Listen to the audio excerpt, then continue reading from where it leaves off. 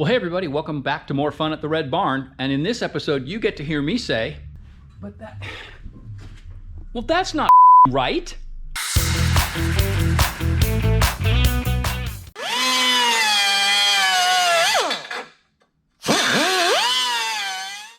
So you might be wondering what's going on here. It turns out that even though we did our best to do all of the positioning of the plenums and the plenum and the turn downs and get it on the fixture table so that these were a match on each side, we only did what, near as I can tell, my best explanation is we only ended up doing a two-dimensional position check versus a three-dimensional. And this one side was absolutely positively putting the throttle body higher. And you had to look closely to see it, but it's one of those things that once you saw it, you couldn't unsee it. So we agonized over whether this was worth chasing down, and I get to make the decision to force some rework, and we're trimming this thing a little bit to reposition this throttle ring so that it's the same on each side. It's not going to be exactly the same because some of these dimensions are going to change, and they were correct, but the most important dimension needs to be corrected, and that's what's going on here now. So back at it for a little bit of the 2 steps forward, 1 step back. All right, so it's correction of the turn down throttle body mount time. And here you can see what we decided to do was see if we could fixture the plenum in such a way that we could guarantee that we understood what the exact angle of that was and replicate it on the other side. So I've got a couple of adjustable positioning fixture components to lock the plenum down square to the table. And then we've got this aluminum plate fitted right up against the throttle body to set the angle. And then it's pinned in a particular position, front to back. And this sliding adjuster are positioned such to hold it exactly where it needs to be, so that we can then come in here and get an angle, and then with that angle recorded, we can then come over here, and I've just replicated the fixturing over here with the same measurements for all the positioning blocks. And then what we do is we get everything to where we want it, and with everything positioned, we can see a little bit of a gap at the bottom, and here a little bit of a gap at the top, which means that plate needs to go that way. So we got to pull it in at the bottom, which is good because it's gappy at the bottom right now. So that's encouraging. There you go. And then we know that we've got the same angle side to side and that they'll be pointed in the exact same direction. And we probably should have come up with a fixture like this in the first place, but this is the part about live and learn. You know, we try to do as good a job as we can, and then if you catch an error, you got to correct the error. And again, this is one that probably most people wouldn't have seen, but you know, before we go to the trouble of, you know, wrinkle finish this and all that other kind of stuff, may as well have a little bite of humble pie and say, okay, could have done better, but we'll fix it. So that's today's project, getting that fixed.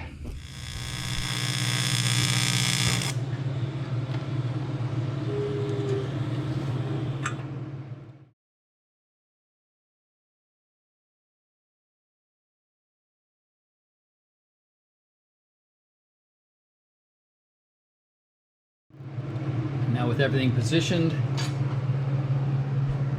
and quadruple checked 17 times and then double checked twice again, we're just getting this thing tacked back into position and closing up some gaps that happened, and the tedious fitment is underway.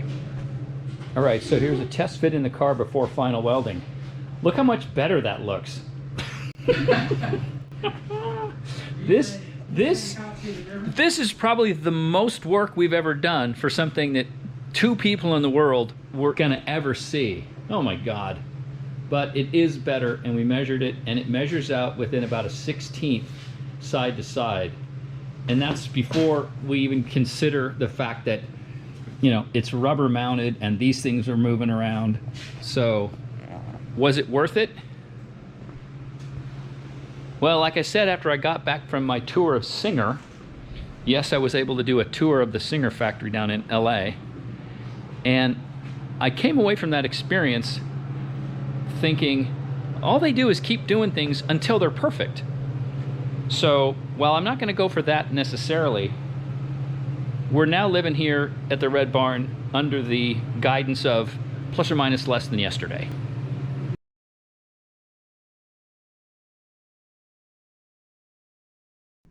And speaking of plus or minus less than yesterday, it's time to get serious about getting these cables measured correctly. So what I've got here is I got the shifter block just pinned down to the table so I have a sort of a stable environment to measure.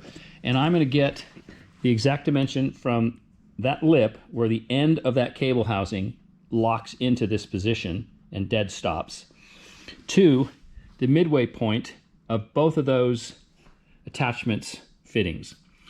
And then I've got it pinned dead center here. I'm just going to try to get all the measurements I can. So you can see I've just got it locked down here in its neutral position.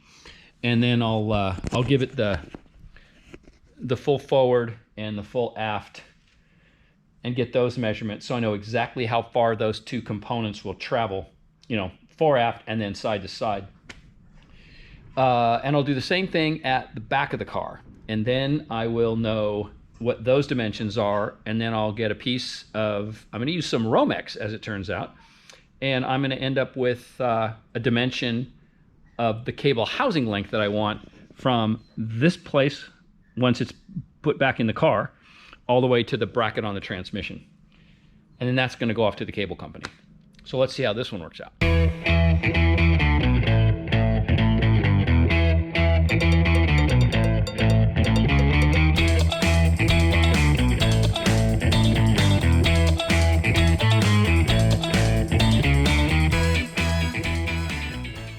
Then it was a trip to the secret undisclosed shop. It's another day with Martin. Say hi, Martin. Hey, guys. And we're back at the big machines. And what we're doing here today is we are using the lathe and we are going to modify that end piece.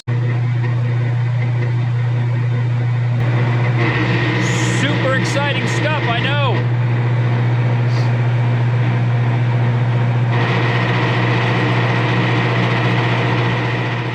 And so it was a trip to the lathe and just knocked off a chunk of this at the rear to allow that part to thread farther in.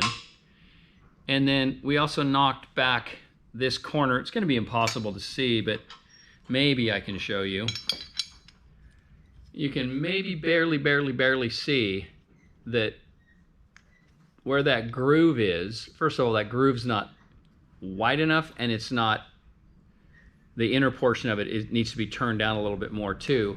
But you can see that that shoulder pushes past the Ferrari bracket. You know, and so that had to get changed. And anyway, so this is one that's ready to go. So now that's not nearly, I mean, it doesn't poke through. It effectively widened that clip area. And that's really the problematic one. We may only need to do this to this one. So I bought myself, I don't know, ½ inch more clearance. So more room is better. And this thing's still gigantically huge and it's got a ton of threads left in it. And so not a problem. Now with all those dimensions set up, oh, I'll go put this back in the car and show you exactly how this now fits. Let's go take a look at that. With that end piece shortened, you can see I can now thread, I'm doing this out here, twisting this, but you can see I now have the option to get this, obviously no clip in here yet, but I can get this piece well past this area where it was interfering before. And I still have, you know, a fair bit of adjustment. I can go, you know, still go back out that way if I need to. But now I have clearance at that location, which was still kind of tight. And the last thing that I won't bother taking you through, because it's extraordinarily boring, is with the bracket back in the car, I now need to get the cable distance, the cable housing distance. So what I'm doing is I'm just using a piece of Romex. And I don't think you can see it, but I've just got it nice and loosely routed, you know, plenty of slack, plenty of clearance, you know, coming up through the firewall and into the shift console. And I will, you know, mark it, double check it 16 times, make sure I like it, make sure I got the right one going to the right place in the shift lock. And we'll now have all the dimensions to get the technical drawing done and get that off to control cables. So fingers crossed. Actually, no, I take that back. No fingers crossed. I'm gonna get the actual correct measurements this time. So, you know, between the redo of the plenum turn down and now the redo of the shifter cables, I don't know about you guys, but I am tired of the do-overs. But, you know, this is what happens sometimes, and it seems to be happening to me a lot lately. I got to pay a little more good attention, as they say. But there you have it. A little bit of a short set of episodes here this time, but we will hopefully next time be back with actual correct length shifter cables. And the beautiful 914.6 is leaving in a couple days, so the LS car will be back in the shop, and we're going to get back on that. And there's some really exciting, cool stuff. I'm not going to zoom in on that technical drawing of what might be a transmission. What could that possibly be? But you'll have to stay tuned to find out. So I hope you're enjoying all this. Leave me a comment. Tell me what you like. Tell me what you don't like. And I want to make sure you're enjoying all these videos. And we'll see you next time. Everybody take care. Bye-bye.